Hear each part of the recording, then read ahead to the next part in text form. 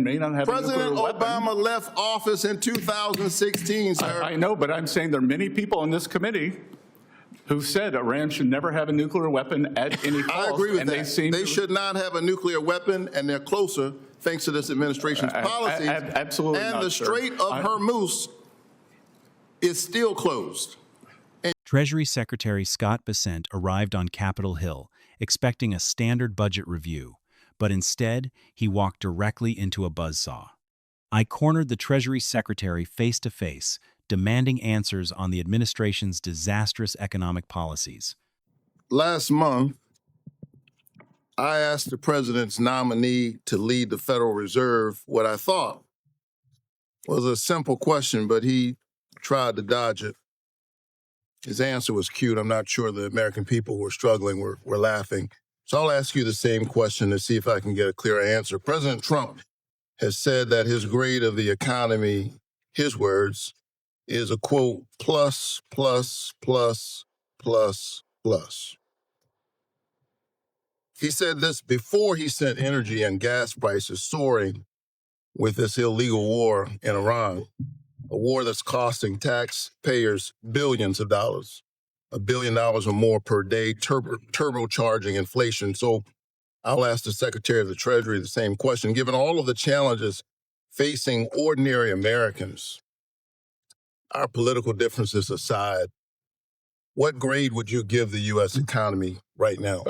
Which challenges other than temporarily elevated prices would you identify, Senator? I'm asking you, what grade would you give the economy? I think we have the makings of one of the strongest economies in history. We've had 2.6% growth. And core inflation had dropped. Food inflation since President Trump began, as much as you all want to disagree. I got it. Is 2.5%. So you agree with the president? You would give the economy a plus. I think we have all from where you sit. I think we have all the makings for a very strong economy. I think that we have temporary elevated prices will come back down. I got it. So you're telling Americans it's not so bad. Americans give the Trump economy a failing grade. You and I can disagree, but this is not about us. They give the economy a failing grade because they can't afford anything. Folks back at home at Georgia, whom I represent, are struggling. Let me finish. To just make their lives work. And they know President Trump's Iran war and the tariff taxes are only making things worse. Talk to farmers in Georgia. They'll tell you that. But I'm not so sure folks fully grasp the long-term crisis that's also brewing for our children and our grandchildren. Wars do not pay for themselves. And this year, under the Trump administration's economic policies, the $31 trillion national debt exceeded GDP for basically the first time since World War II. Think about that. Now, to be fair, debt did exceed GDP during the COVID-19 pandemic, but that was only briefly, as GDP crashed as a result of a once-in-a-century pandemic.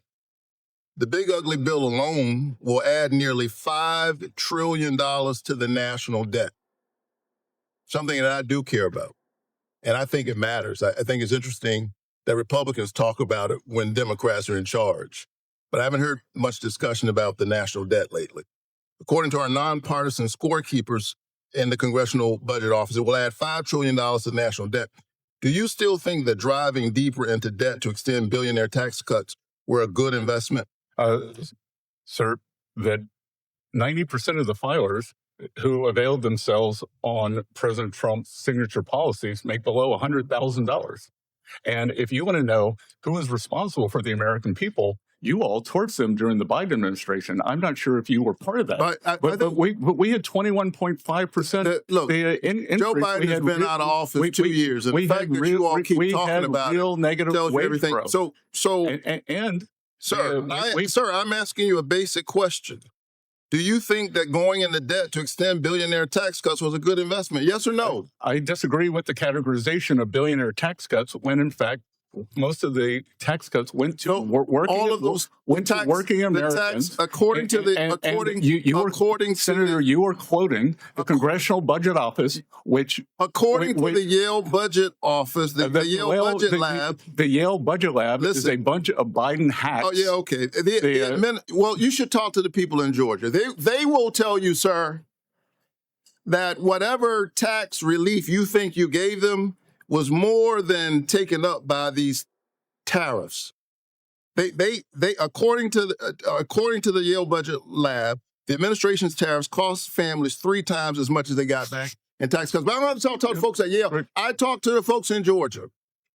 How about the Iran war, which is costing tens of billions of dollars and counting? You previously said we have plenty of money for the war. Wars increase the national debt. Is that spending still a good idea, sir? Yes or no? Sir, do you think it's a good idea to spend so that Iran cannot have a nuclear weapon? Sir, I'm not, sir, do you think it's a good, so you do think it's a good idea?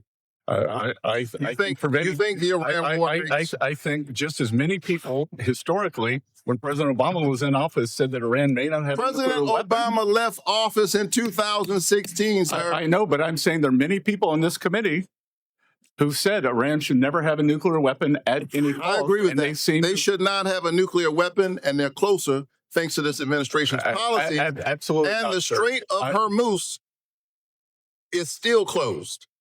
And you should tell the people in Georgia that this war is a good idea. I think they'll disagree. Senator Cassidy. The room went dead silent as I pressed him on runaway consumer costs and the brutal reality of inflation squeezing everyday American families. For months, the administration has claimed their sweeping universal tariffs would revitalize domestic manufacturing. But I brought the receipts. I demanded to know why working-class households are footing the bill for skyrocketing import prices while the courts strike down key parts of the tariff program. Bessent visibly flinched.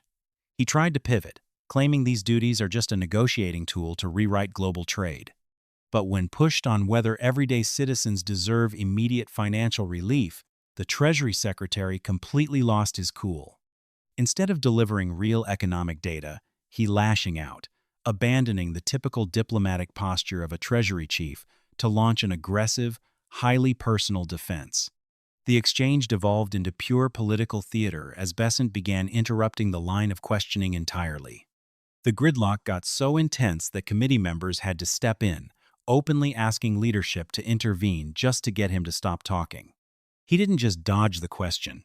He tried to completely rewrite the rules of the financial system live on camera, defending the White House's unprecedented push to compromise the independent authority of the Federal Reserve over interest rates. It was a raw, unfiltered look at a financial system shifting away from economic logic and moving toward absolute executive control. This staggering confrontation leaves a massive question hanging over the entire country. Was this an essential defense of working-class accountability, or was it a terrifying display of federal overreach? Take a close look at the 2 choices appearing on your screen right now. Let me know exactly where you stand in the comments section below, and make sure to subscribe to Mohammed Lahabe for the absolute sharpest, high-impact political news analysis on the web.